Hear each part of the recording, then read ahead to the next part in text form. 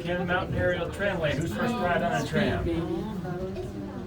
Awesome, mine too. So fun. Oh, wow. Just kidding. So this is actually the site of the first tram system in North America, which was built in 1938. The building that you were waiting in right over there, that was the original tram station. People on the opposite side of the car from me, if you look down attached to the New England Ski Museum, red and white object with a black roof is one of the original tram cars. That could hold 27 passengers. This one right now will hold 80. Just to give you an idea, we have about 40 people in here right now. So imagine double what we have right now. So that one was in operation until 1980 when this one was installed, and 6.5 million people rode up to the top of Cannon. We'll be going up just under 2,200 vertical feet, traveling just over a mile, and the trip will last about 7 minutes. So as you look out either the front or the rear, you're going to see 3 cables. The 2 thick ones on the outside do not move. Those are called the track ropes.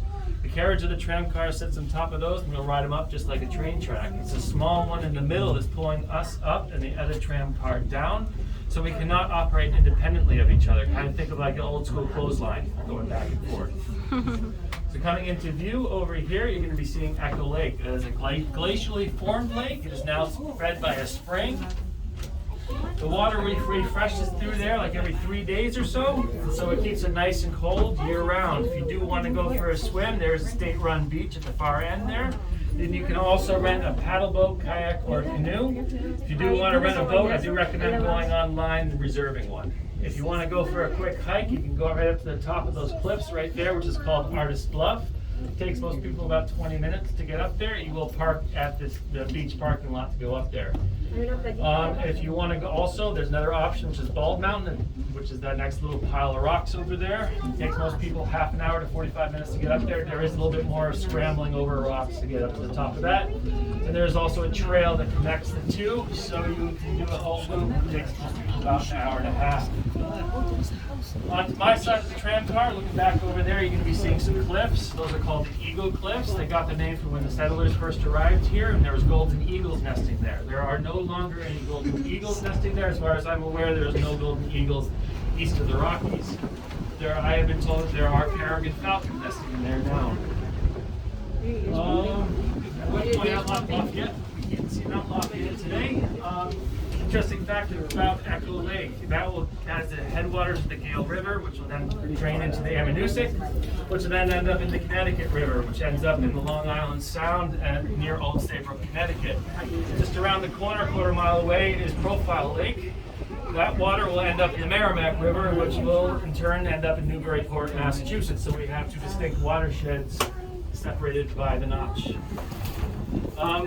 If we have any skiers in the tram car, right below us here is a ski trail. It does require at least 3 feet of natural snow before it will open. And so last year it did not open. We don't have any snowmaking on it. It is a memorial trail. It is named for David Stelmack Jr. He was an employee here at Cannon, was helping put in this trail. Then he joined the service and was killed in action in Iraq in 2008. So like I said, it is a memorial to him. We are now approaching the halfway point. We will be passing the other tram car right by Tower 1, and they'll be passing right behind me.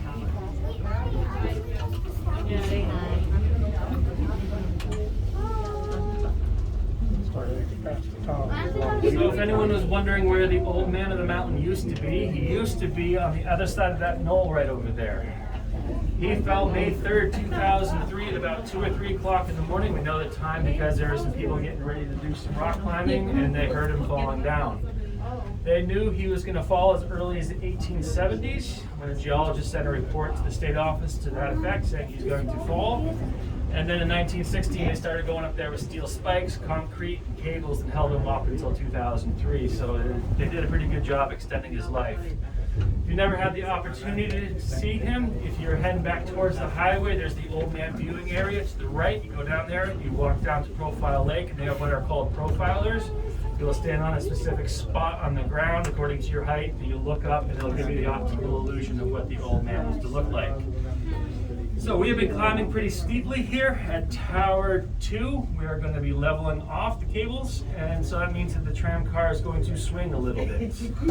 Some people don't like it, so I give you fair warning. It happens every time, though. So we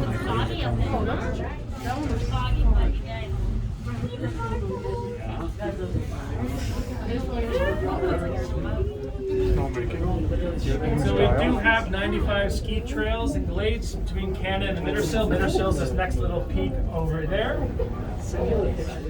This is also the site of the first professional ski patrol in the world. If you are wondering what these silver pipes are alongside the ski trail with the orange tips, those are our snowmaking equipment. We will pump water up from Echo Lake along with compressed air and make snow, which extends our season until mid-April usually. If you're looking to do a little bit of walking / hiking up here, we do have the rim trail. It takes most people around a half hour to do. It is, for the most part, pretty smooth, but there are a few spots where you have to scramble over a rock or two. And there's a steep section up to an observation tower. Today you might get lucky and get a view, and you might not. It's kind of going in and out all day. And then there's, from the observation tower, there's a short 500-foot trail right back down to this building. There is a cafeteria up here if you get hungry, as well as restrooms.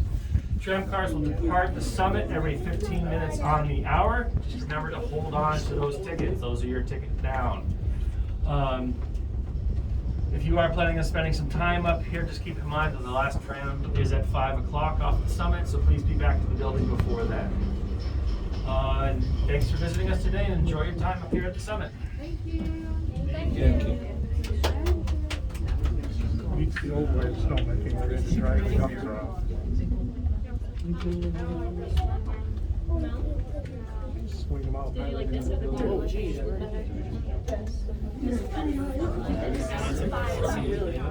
Right, that's it was.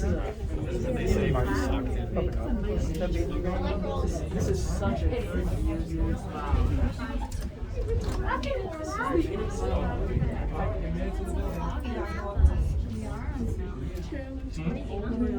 that is very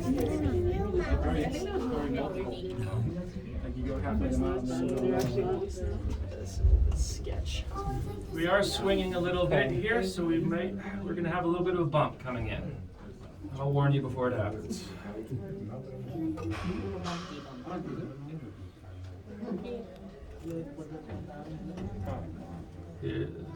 Here we go.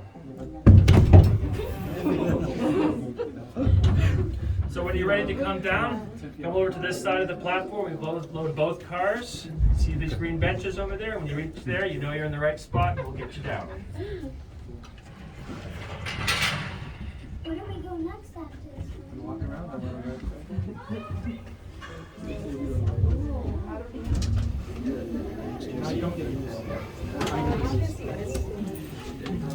Look at the rim trail, it starts right over there.